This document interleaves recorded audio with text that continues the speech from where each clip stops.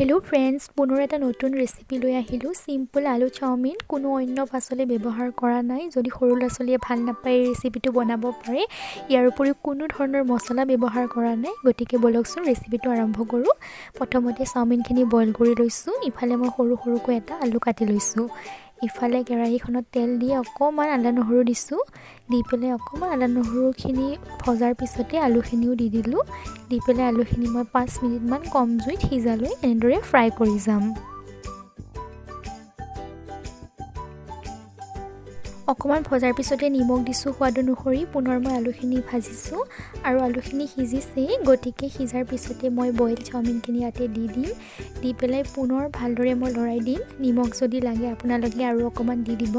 মই এবাৰতে দিয়ে দিছো এতিয়া চাওমিনখিনি ভালদৰে লৰাই দিছো যাতে আলুখিনিও ভালদৰে মিক্স হৈ যায়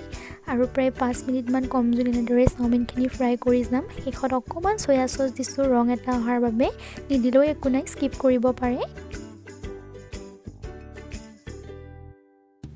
আৰু ভালদৰে লৰাই একেবাৰে শেষত মই অকমান জালুকৰ গুৰি ইয়াতে দি দিম যেহেতু জালুকৰ গুৰিটো ভালে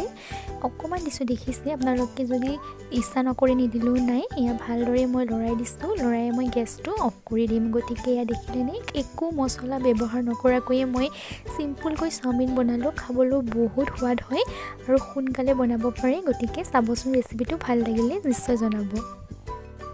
ভিডিওটো লাইক কৰাৰ লগতে চেনেলটো সাবস্ক্ৰাইব কৰি দিব থ্যাংক ইউ